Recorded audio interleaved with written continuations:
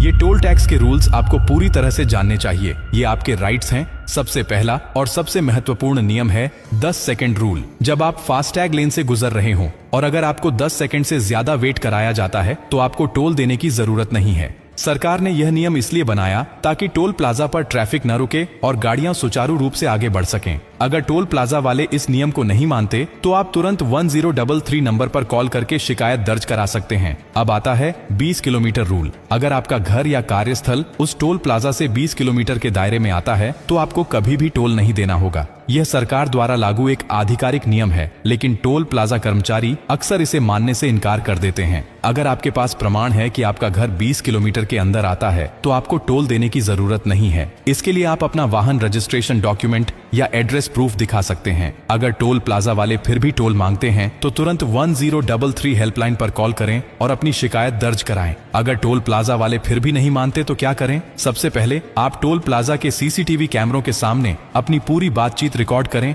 और उन्हें यह दिखाएं कि आप अपने अधिकारों के बारे में जानते हैं। अगर वे फिर भी जिद करते हैं तो उन्हें यह पोस्ट दिखाइए और बताइए कि सरकार ने स्पष्ट निर्देश दिए हैं कि इन परिस्थितियों में टोल वसूलना अवैध है। अगर वे फिर भी नहीं मानते तो 1033 पर कॉल करें और उनकी मनमानी की शिकायत दर्ज कराएं। 1033 हेल्पलाइन क्यों बनाई गई है? ये helpline national highway authority of India द्वारा शुरू की गई है ताकि टोल प्लाजा पर हो रही किसी भी धांधली को रोका जा सके। अगर आपकी शिकायत सही पाई जाती है तो टोल प्लाजा के खिलाफ कार्रवाई की जाएगी। अगर फिर भी आपकी समस्या हल नहीं होती तो आखिरी विकल्प क्या है? अगर 1033 पर शिकायत करने के बावजूद आपकी समस्या हल नहीं होती है और टोल प्लाजा वाले लगातार मनमानी कर रहे हैं तो आप अपने क्षेत्र के NHAI अधिकारी से संपर्क कर सकते हैं। इसके अलावा आप RTI दायर कर सकते हैं और पूछ सकते हैं कि टोल प्लाजा की मनमानी को रोकने के लिए सरकार ने अब तक क्या कदम उठाए हैं। इस जानकारी को ज्यादा से ज्यादा लोगों तक पहुंचाना जरूरी है। टोल प्लाजा वाले अक्सर उन लोगों से ज्यादा पैसे वसूलने की कोशिश करते हैं जिन्हें इन नियमों की जानकारी नहीं होती।